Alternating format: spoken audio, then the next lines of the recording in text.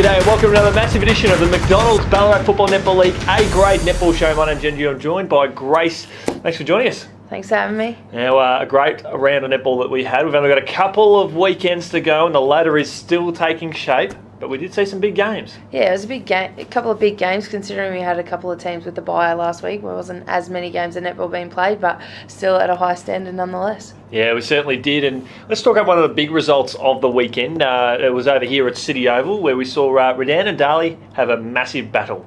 Yeah, it was a massive battle, and probably the result would have surprised a few people in the finish. Darley getting the win quite comfortably. Really great for Darley in terms of their development, and it's not all doom and gloom. Redan did have some young guns on the court as well in Lily Francis, who's part of our Interleague program, and also Ash Smith, so not all doom and gloom, but the girls certainly would have been disappointed to go down like they did.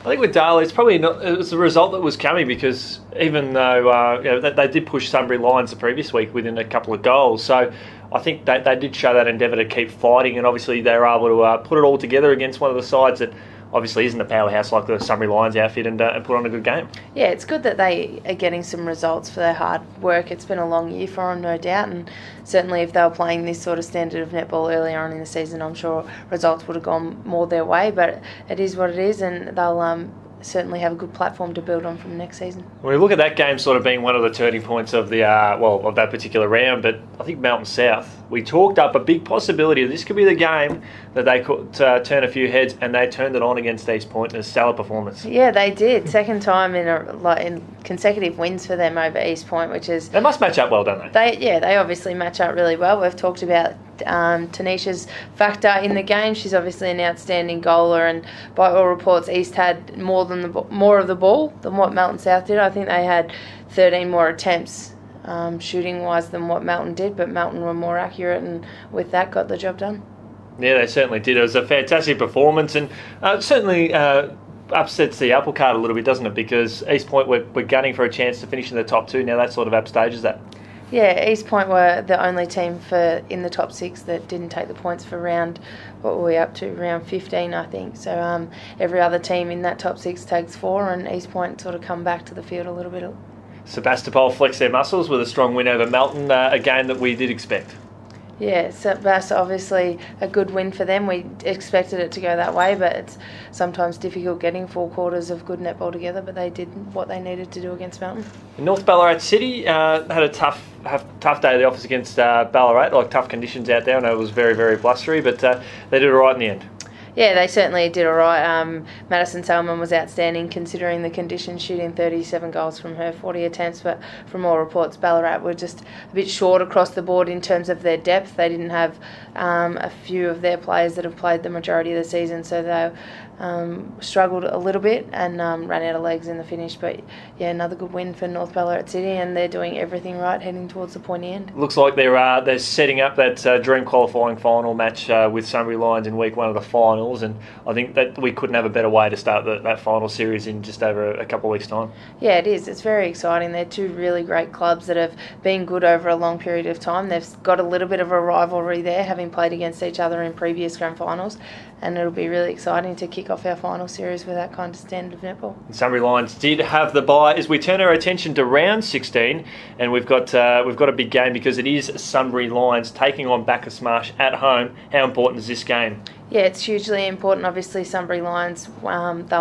they've sewn up top spot. They can't move from there, but Bacchus Marsh will be going in all guns blazing, and they were quite competitive last time they met, and they'll want to be competitive again this time around and really stamp their authority heading into the finals, and the best way to do that would be to upset the undefeated. Yeah, exactly right. What a boost that would be. Would you see Sunbury Lions maybe trying to mix things up a little bit and just sort of trial a few things heading into finals, or they'll go all out?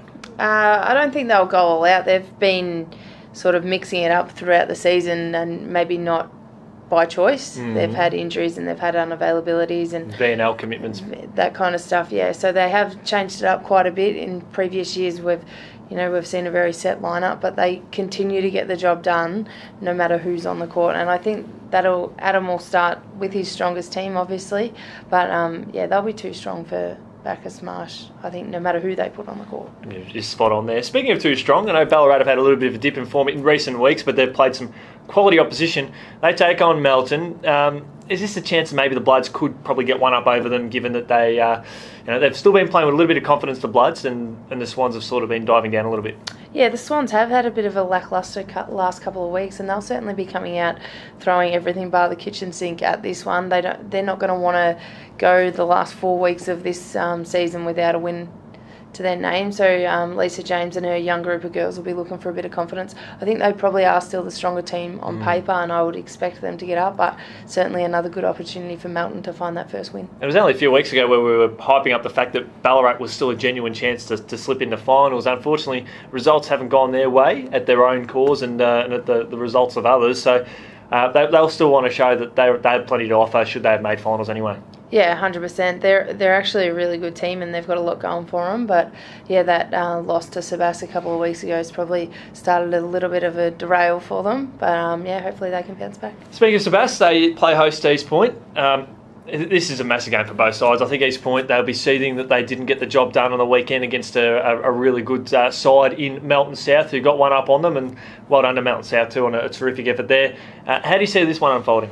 I think probably East Point are still maybe the stronger team, but they haven't been shooting that well. Their percentages have been down on what they've been able to perform like in the last couple of years. So unless their shooting percentage comes up, Sebas are a team that can really punish you because they are sharp shooters. Adriana and George don't tend to miss too many. So if they don't take their opportunities, I think Sebas will be more than capable of knocking them off. I'd like to see another upset here, just to shake things up a little bit and give East Point just to test them a little bit and heading into finals, and just throw a bit of unpredictability for your average punter out there and just see what they can happen. Yeah, no one really likes tipping against a team that lost the week earlier. Yeah, so, especially one like East Point. East Point will certainly come out all guns blazing, so they'll be tough to beat. I'll stick with East Point, I think.